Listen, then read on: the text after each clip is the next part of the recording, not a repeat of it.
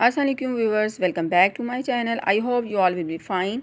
और मैं आज आपके लिए लेके आई हूँ बहुत ही खूबसूरत ड्रेस डिज़ाइनिंग की डिटेलिंग। और ये ड्रेस जो है पहना है शाइस्ता लोधी ने जीतो पाकिस्तान के लेटेस्ट शो में। और ये देखें रेड कलर का ये प्योर का एम्ब्रॉयडर्ड जो है वो ड्रेस है, जिसके ऊपर जो है रेड कलर का फैब्रिक यूज़ करके डिज़ाइनिंग नहीं की गई, बल्कि पिंक कलर पिंकिश टोन में जो है वो कपड़ा लिया गया है रॉ सिल्क का, और उसकी मदद से जो है इसके ऊपर डिज़ाइनिंग की गई है।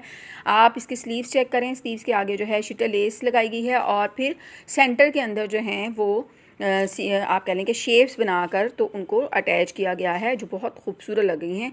जो इस ड्रेस के ऊपर जो है वो एम्ब्रॉयडरी है वो उसी से मिलता जुलता जो है फैब्रिक यूज़ किया गया है स्लीव्स की डिज़ाइनिंग के लिए। नेक की डिज़ाइनिंग के ऊपर सिंपल से बटन्स लगाए गए हैं लूप्स के साथ, और इसी तरह ट्रोज़र के ऊपर डिज़ाइनिंग की गई है, दामन पे डिज़ाइनिंग की गई है, और दुपट्टे पे जो है जो एम्ब्रॉयडरी है उससे मिलता जुलता उस जैसा ही फैब्रिक यूज़ करके डिज़ाइनिंग की गई है।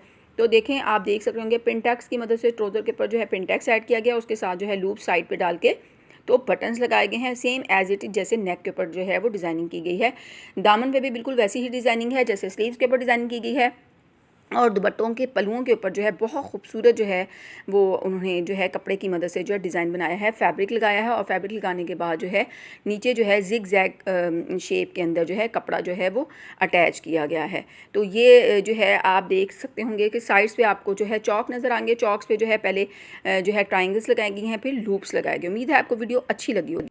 Here is the complete look of Shaista Lodhi red dress, और बहुत खूबसूरत लग रहा है पहना हुआ।